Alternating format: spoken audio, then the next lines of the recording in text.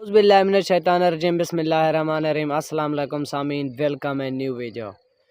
सामीन, पाकिस्तान तहरीक इंसाफ का डी चौक पर एहतजाज धरना जारी है, लेकिन गवर्नमेंट की जानब से मुख्तलिफ न्यूज़ चलाई जा रही हैं कि मतलब है कि रोड मुकम्मल तौर पर क्लियर हो गए, धरना एंड हो गया, यानी कि मुख्तलिफ तरह के न्यूज़ चलाई जा रही हैं।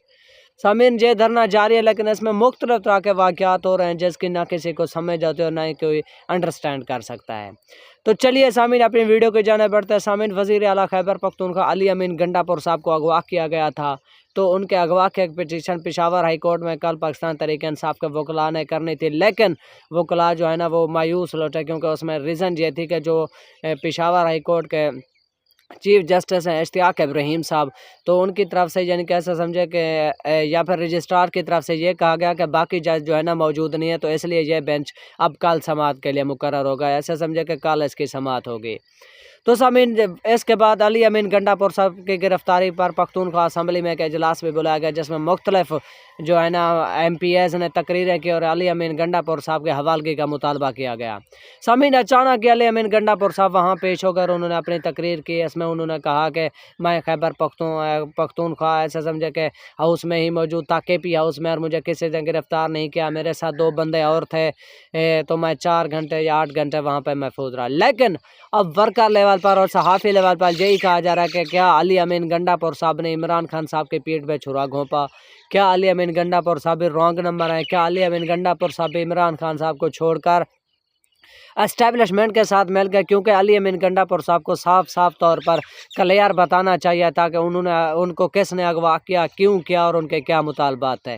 सामीन, पाकिस्तान के मशहूर साफ़ी एजाज सैयद साहब और असद तूर साहब, उन्होंने कहा कि पाकिस्तान तहरीक इंसाफ के रहनुमा अली अमीन गंडापुर साहब को जो है ना ISI के हेड मेस में रखा गया था इस्लामाबाद में, जहाँ उनसे मुज़ाकरात करने की या फिर ऐसा समझे कि इमरान खान साहब पर प्रेशर डालने की कोशिश की जा रही थी। लेकिन अली अमीन साहब ने वो मुकम्मल तौर पर हवाला यानी कि अपना हाल अहवाल बयान नहीं किया, कि क्योंकि वर्कर लेवल पर यही तवक्को की जा रही थी कि अली अमीन गंडापुर साहब आ गए, वो अपना तमाम हाल अहवाल बयान करेंगे कि उनको किसने अगवा किया, क्यों किया और उनसे क्या मुतालबा किया गया था। लेकिन अली अमीन गंडापुर साहब से मुकम्मल तौर पर मुख्तलिफ दिखाए तो उन्होंने कोई हाल अहवाल बयान नहीं किया। तो अब सामीन देखते हैं अब आपकी क्या राय कि अली अमीन गंडापुर साहब ने वाकई इमरान खान साहब की पीठ में छुरा घोंपा, लोगों का नाम ना लेकर, जिन्होंने उनको ऐसा समझे कि सारी PTI को क्रैश किया, क्रैकडाउन किया, इमरान खान साहब को गिरफ्तार किया, और जो है ना और जो है ना अली अमीन गंडापुर साहब को अगवा किया और उनके खिलाफ एक क्रैकडाउन किया और पख्तूनख्वा हाउस की